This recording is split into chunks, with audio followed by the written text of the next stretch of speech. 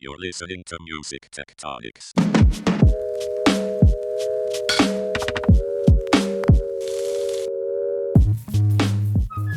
Welcome back to Music Tectonics, where we go beneath the surface of music and tech. I'm Dmitri I'm the host and also the CEO and founder of Rock, Paper, Scissors, the PR and marketing firm that specializes in music innovation. And this week, we're going to do another Rock, Paper, Scanner episode where we focus entirely on news from the past week. And I'm really excited today because I get to chat with our amazing marketing director, Eleanor Rust. Hey, Eleanor. Hey there. It's great to be back behind the mic. Yes, love to do this. I know you've done some of these with Tristra recently, and she's done them with Jade, and now we kind of mixing it up. And I'm excited because you have such a unique perspective on the landscape. You know a lot about what's going on in the big capital C culture world of media, tech, music. And so this is going to be fun. Are you ready to dive in? I am ready. I've got some articles I pulled out, and I can't wait to just bring them up and see what you think about them, Eleanor, and our listeners, of course, too. I'm going to kick off with a couple of articles that are kind of about like the music ecosystem and the user experience. Music Ally this week had an article called Spotify Says App Store Changes Have Boosted Its Subscriptions. And we've watched kind of the battles between the Apple App Store and various other media entities, whether it's gaming companies like Epic Games or Spotify. Like, how much control does Apple have? How these companies add on in-app purchases and subscriptions and things like that. So, yeah, and how much they can control the walled garden by being in charge of the platform and the hardware and the operating system. And I appreciate that Music Ally is calling this out because on the surface, it looks like a battle between tech companies, but it really does have an impact on music and the potential for revenue in music. And like you said, like, what does it mean to have walled gardens inside of walled gardens as well for the music experience? And I think part of the point here is that with some of the shifts happening on the legal front with how Apple can control these in-app purchases, it's having a positive impact for a major music company like Spotify. That's right. And I was a little dubious when I read Spotify's statement that, oh, this is great for the user too. But when I dug in a little bit on the ruling, it actually allows Spotify to send users from an iOS store app to a payment system outside the iOS ecosystem. But it also allows them to offer discounts. Because the issue with the Apple payment system is that Apple takes a huge cut compared to most other app stores for any payment to do with any app. So by sending people to an external payment system, Spotify and presumably many other apps can now offer discounts and talk about them to their users, which is, I can see how that really does benefit the people who've been paying high prices without knowing it. And in addition, it's been part of Spotify's strategy for a long time to segment audiences by how much they're paying, using the family plans, using the ad plans, et cetera. So it gives them another kind of arrow in their quiver to continue to grow. So at this moment when people are talking about streaming is still growing, even Spotify subscriptions are still growing. They're just growing at a slower rate. And over time, that means they could plateau in terms of their potential growth of user base. You can't keep growing. There's only a finite number of users on the planet. And at some point you can't subscribe babies. They don't have credit cards yet. Right. So it gives them another tool. And so it's interesting to see some of this pushback between these technology companies and platforms and giving Spotify that additional opportunity. Now, interestingly, there was an unrelated article in The Verge. Apple Music's new transfer tool simplifies switching from other streaming services. We've seen Deezer has a really cool tool like the transfer tool where you can take all your playlists from one streaming subscription and move it over to Deezer. Well, now Apple's doing this. They're only doing it in Australia and New Zealand at the time. I'm sure it makes sense when you're a big company to do things slowly, both for technological reasons and bandwidth reasons, but also for legal and sort of other considerations when you have that much control in the market. But to me, it's a sign that Apple's saying, we also are adding a tool to get more subscribers over to our company. So it's funny, the stories seem totally unrelated, but if you think about music streaming plateauing and how do these companies continue growth or how do they keep trying to grab market share from each other, it's kind of an interesting development side by side. Yeah, it's another chip in the wall of those walled gardens. I know that the Spotify users I've talked to have been considering moving to other platforms, say, but I love my playlists. Right. Yeah. That's This what is not keeps you gonna in let there. you, to be clear, this is not gonna let you bring over your day list. It's not gonna let you bring over the Spotify curated playlists. It's mostly the user-generated playlists. I also wanna point out that this is a partnership between Apple Music and SongShift, an Yeah. iOS store app that says that you can do interoperability with a ton of different streaming services. Even if you're not in Australia, you might be able to play around with SongShift and do this yourself. Yeah. One other thing I do want to say before we move on is I've been hearing more people dropping the mention of Apple Music in the industry as well as among the 20 something set that I have a kid who's in that generation saying Apple Music is higher quality Mm, audio than mm. Spotify, which I know they've been touting some of the Dolby Atmos, and they're using it with AirPods to hear a higher level quality as well.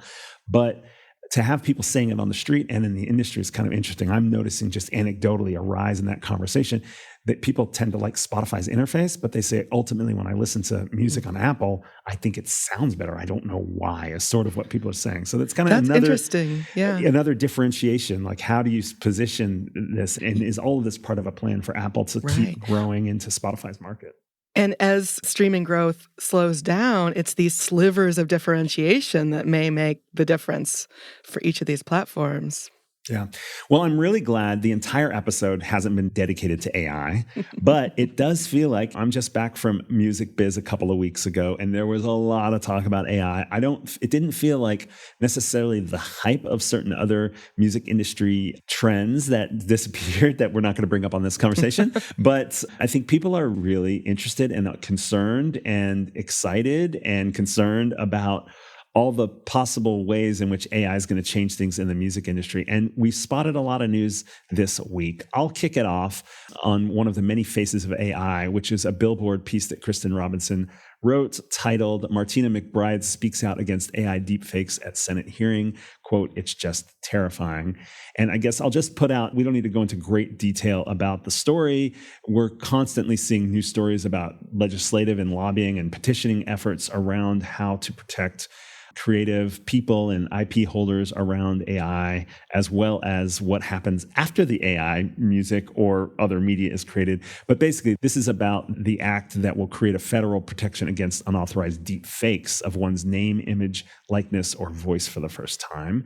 And it's got wide support. The Human Artistry Campaign said they have 400 artists signed up in support of the No Fakes Act, including Cardi B, Randy Travis, Mary J. Blige, Dave Matthews Band, quite a diversity of genres represented there. And, just good to kind of check in on what's emerging on the legislative front about Yeah, that. absolutely. As there's a lot of turmoil in general over regulation and legislation on AI, the current administration has been really pushing back against some of the efforts to regulate AI innovation overall, more generally. I think the news this week was primarily from the administration was mostly about rolling back protections connected to AI capable computer chips and where they could be exported to. And there's been executive orders about rolling back regulation, probably connected to the tech industry's contributions to things like the Well, inauguration, I et feel like cetera. the federal administration is just, it's like a game of Yeah, spitball where you yeah, feel like you just have to be ducking all the time. You might get hit yeah. in the eye by somebody else's spitball. And the intention there is you not to even know where to aim your focus. And I Yeah. think the only protection against that is to just decide what you believe ethically and Yeah. stick with it and Yeah, not for get sure. and For not assume sure. that anything that the president of the United States says is actually going to be what happens in Mhm. the end. Yeah. It could just be, has as much thought as passing gas of the moment Mhm. of the mouth. So, name, image, and likeness is going to be of most concern to the music industry and also to other creators in other adjacent industries. Like we see NIL being a huge issue in sports tech, being able to monetize your name, image, and likeness and be able to operate with the real scarcity rather than to live in a world where whatever you're trying to do with your name, image, and likeness is diluted by AI deepfakes. Yeah. But there's also a lot of knock-on effects with the technology. I've been reading reporting from 404 Media on the way that many different loopholes in many different AI generative apps lead to a lot of non-consensual pornography. Yeah. So that's the even darker side of deepfakes. Yeah. I will say also, I'm glad you brought this up about this becoming more relevant in music, as NIL has been a big conversation in the sports field for a long time. And maybe it has something to do with the kinds of deals that record labels do with artists versus the kinds of deals that teams and universities do with athletes. But I think we're seeing more and more people paying attention to NIL rights in music and entertainment, celebrities, not just because of deepfakes, but also because of the fact that music has been unlocked in other ways. We're no longer just trying to produce a physical piece of hardware that people can play for music. We're no longer just trying to monetize subscriptions, but there's all these other ways in which you can monetize your name, your image, your likeness, even styles now. It's not just the song itself, but the style that is going to continue to be a conversation about how that gets licensed. Udio, for example, has the ability to use a style to prompt song making as well. And I'd say about 5 years ago, the advice to artists was lean into live events and touring, lean into merch. And this is an obvious outshoot of that advice of monetize everything you can, because streaming is not going to be your source of revenue. Right. Yeah. Speaking of Udio, a couple more Music Ally pieces I want to shout out, and then we want to get to our big story, I think, that are just more of like different faces of AI and conversations that are happening. And some of them, again, they're not directly, it might not be obvious, but this one is Udio launches mobile app using Apple's in-app purchases system. We were talking about the Apple ecosystem before, and now we're talking about Udio being able to sell things inside the Apple App Store. And I guess, it's the AI, the generative AI music creation platforms march forward, even while there's these legislative suits that are playing their way through the courts. We don't know what's going to happen with the lawsuits against Udio and Suno that was started by all the majors, but they're continuing to progress as if everything's going to work out. The irony to me is here is Apple, the company that has defined itself as the safe tech company in terms of security and stuff. They've also played themselves against Spotify as the streaming platform that pays out more, that's not trying to like nickel and dime the labels. And now if Udio's using the in-app purchase system, using music data that they did not license, then is Apple getting a cut of, of the thing that Udio should have probably gotten licenses for? Yeah, it does sound like having it both ways. And I think that's a sign of the super complicated ecosystem around all of this, right? Is that it's so layered. There's nothing stands by itself. Yeah, exactly. Okay, one more little lens which we can talk about AI, and this one is going even in broader because it's not necessarily music related, although it is kind of Apple related. Oh, it's going to go to music so fast. We're going to see it. Yeah. Well, I want to hear about that. So Music Ally, Stuart Dredge, really, he's always working hard, but this week we grabbed a lot from him. OpenAI has hardware ambitions and a $6.5 billion deal to ignite them. So the story here is that OpenAI is buying this company called IO for $6.5 billion. IO is headed by the original boss of design at Apple, Jony Ive, the longtime design chief at Apple. And so the whole idea here is he's already brought together these hardware and software engineers, technologists, physicists, scientists, researchers on product development and manufacturing. Why are these two guys teaming up? Why are these two companies, why are they spending $6 billion on this? The word, I was wondering that too. And what is this device? Why do we need a device when we already have so many devices? I read the word companion. Yeah. Now, if this is giving you like flashbacks to some big name, big money launches that didn't really go very far, that's what I'm thinking too. It made me think of Humane, whose AI pin just completely fizzled, and Rabbit, I think they had a couple generations of little devices. I think Teenage Engineering was in on the design of those, other big design names.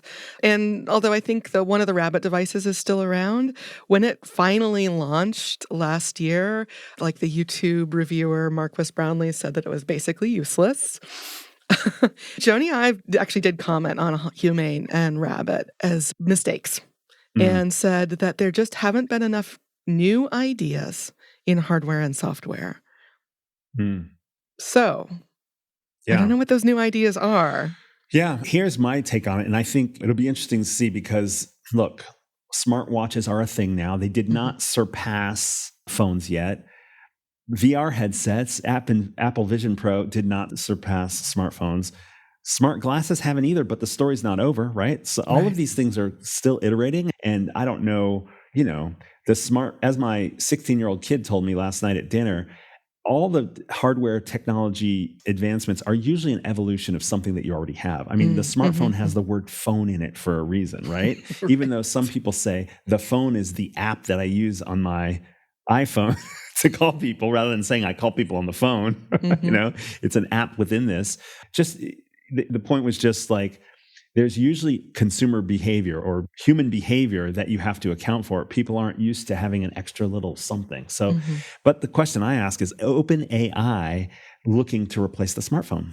Yeah. Because if the interface becomes more AI related and not screen-based stuff necessarily, maybe it looks at your face, maybe it's camera-based, maybe it's mic-based, who knows?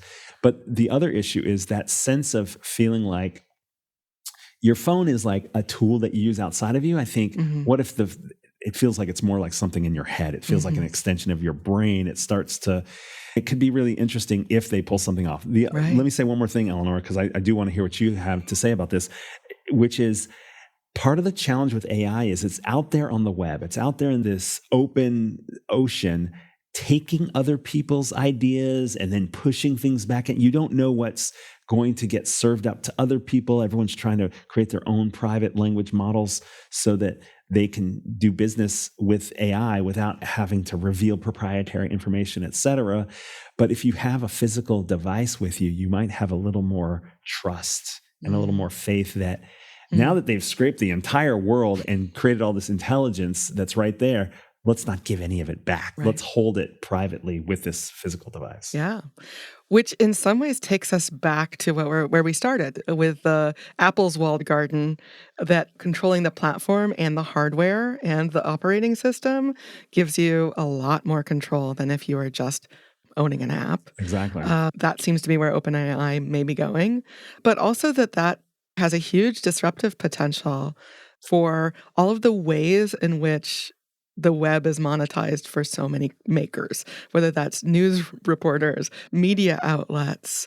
If already, I think there's some large proportion, maybe 60% of searches, for example, that don't lead to a click, when it is the click and the page view that allows a media outlet, just for example, to be able to pay their writers. Yeah. So that tiny step, I know that doesn't seem like it's connected to the hardware piece that OpenAI is dreaming of, but it is, right? Is that if once we've scraped the whole world and are holding it in whatever format OpenAI is envisioning, who's making the next media? Who's making the next input? Who's doing the thinking, the writing, the creating that carries us forward and populates that device? I'd be so curious if in the minds of Sam Altman is this idea that we don't want to be an app in the App Store. Right. We don't want to be a platform on the web that people can build on top of. We want to be the hardware because then we own the platform and the App Store. And you're right, they're leapfrogging Google's ability to monetize, media's ability to monetize, other app stores. Right. It's like it's trying to create an entire new basis for how commerce will happen with media, because AI is the future of I'm getting sci-fi visions. I mean, I know I've been really dubious about things like Neuralink implanting chips in your brain. But yeah, maybe this hardware is how we get to some of those sci-fi AI assistants that I read. Well, like in, for example, our Tristra writes novels that include AI about that brain interface. And it's really fascinating to think about. Maybe we're closer than we think. I have one big story I think we should talk about, but first, let's take a quick break. Music Tectonics early bird tickets are on sale now. Head over to musictectonics.com to get yours before the price jump on August 19th. Will I see you in Santa Monica at the best music tech conference of the year? All right, we're back, Eleanor. This is so much fun. I'm so glad that you and I are getting the chance to scan the news together. And there's one more article that I want to bring up to hit on this episode. And I think of it, is this like the Fire Festival of streaming? I'm not really sure. Well, it's the first Fire Festival of streaming. I think it's it has to do with the first federal indictment on AI music streaming fraud. Yeah, so this is from Kate Nibbs, a writer at Wired Magazine. 1 billion streams and no fans. Inside a $10 million AI music fraud case. The subtitle, a chart-topping jazz album. Loads of Spotify and Apple Music plays. Just one problem. The success might not be real.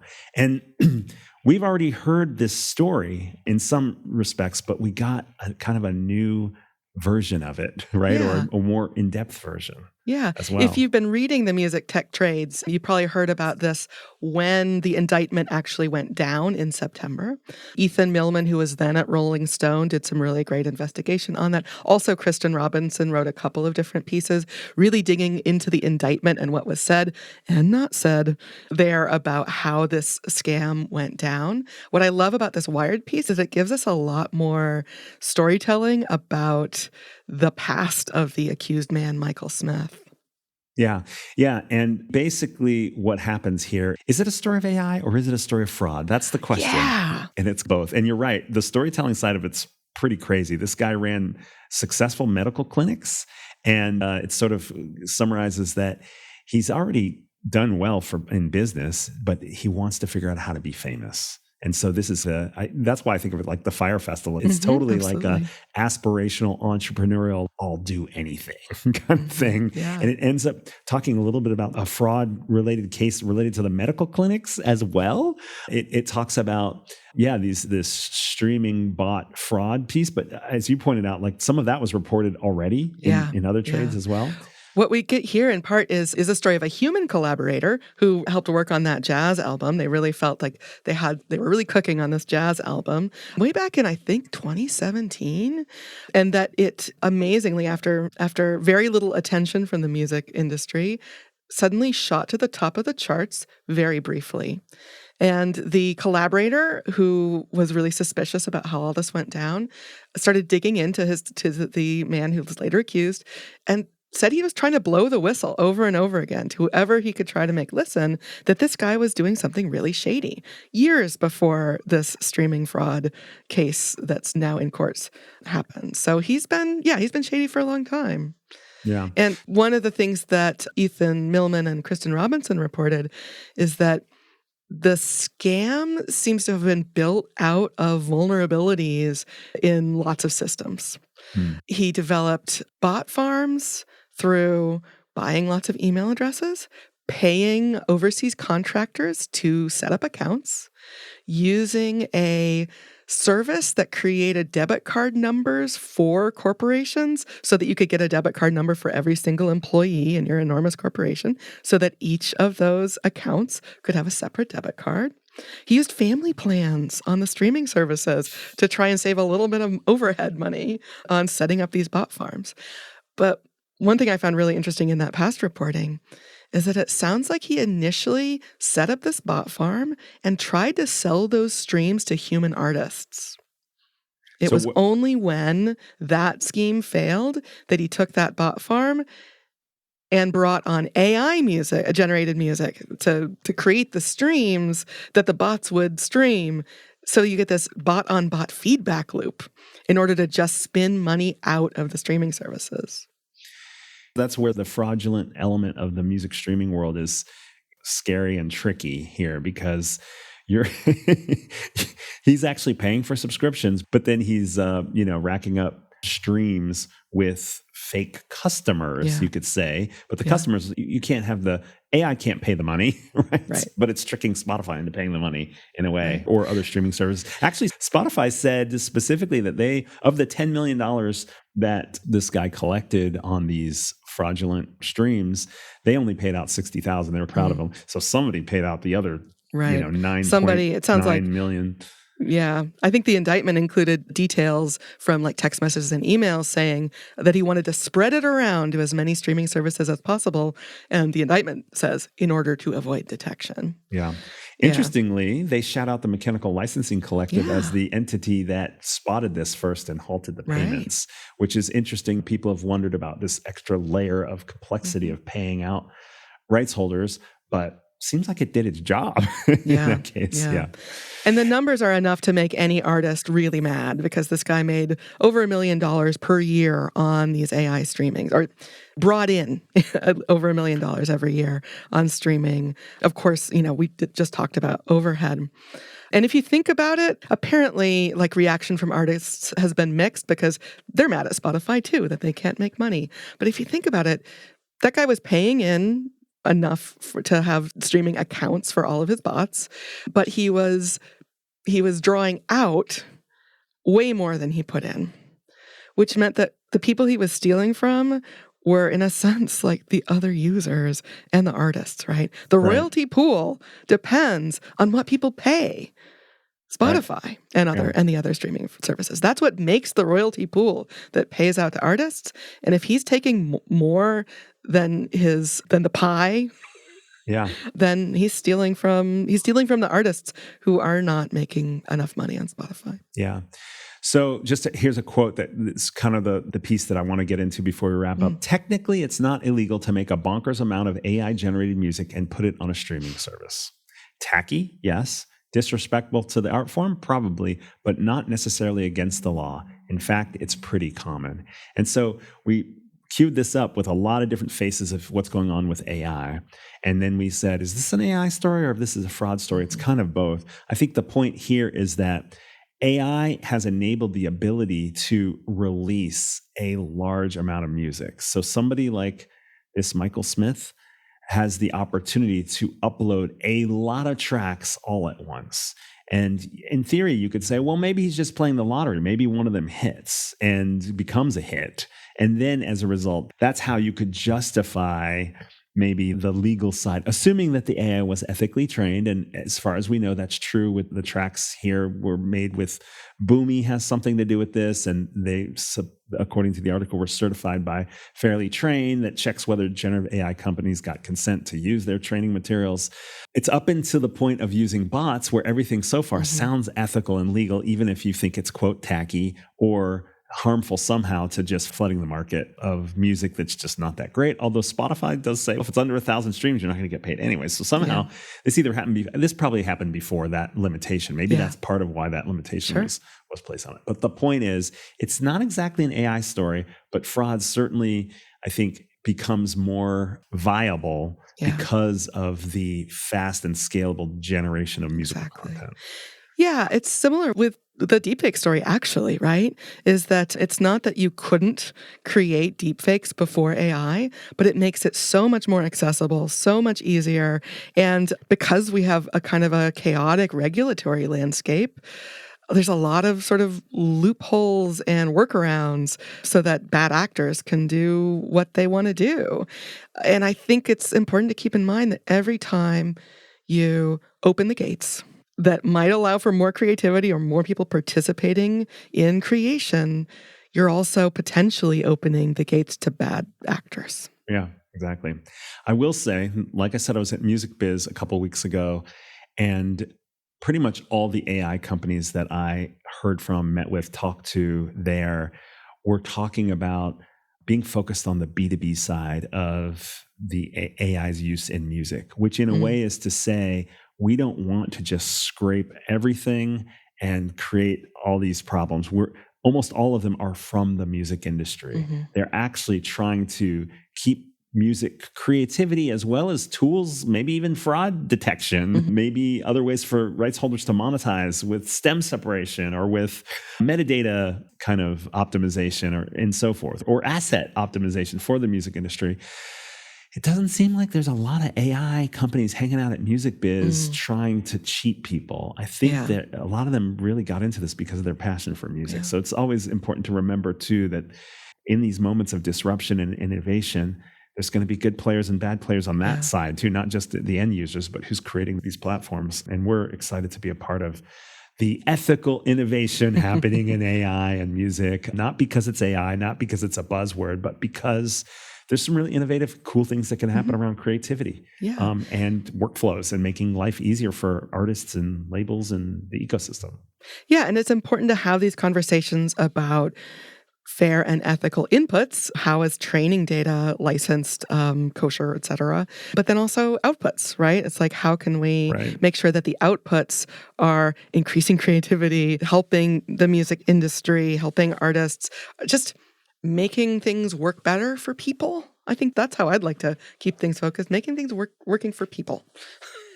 Very Music Tectonics of you, the director of marketing at Rock, Paper, Scissors, and Music Tectonics, Eleanor Russ. This has been a blast talking with you. Let's do it again sometime. Yeah, that was fun. Yeah, and if you get those emails from Music Tectonics, the conference, the podcast, that's Eleanor. Eleanor is our voice for Music Tectonics and for Rock, Paper, Scissors. Whenever you see updates on the website or new messages coming through, she's thinking about our music innovation community. So thanks for all of that, Eleanor. Appreciate you so much. You're welcome. It's my pleasure. I love, Music Tectonics is really the culmination of my year because I spend so much time emailing people and updating websites and rallying the troops and to bring everybody together. I mean, we do it monthly at our online events. Those are great. The podcast brings people together asynchronously every week, but it's that conference in November that really brings the people, and I love that. Yeah, can't wait to be out there with you on the beach with all the innovators of music, November 4th to 6th in Santa Monica. All right, Eleanor, let's do this again soon. Yeah, all right. Bye-bye. Bye. Thanks for listening to Music Tectonics. If you like what you hear, please subscribe on your favorite podcast app. We have new episodes for you every week. Did you know we do free monthly online events that you, our lovely podcast listeners, can join? Find out more at musictectonics.com. And while you're there, look for the latest about our annual conference and sign up for our newsletter to get updates. Everything we do explores the seismic shifts that shake up music and technology, the way the Earth's tectonic plates cause quakes and make mountains. Connect with Music Tectonics on Twitter, Instagram, and LinkedIn. That's my favorite platform. Connect with me, Dmitri Vitsa, if you can spell it.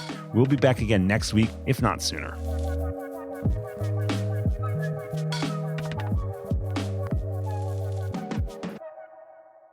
You're listening to Music Tectonics.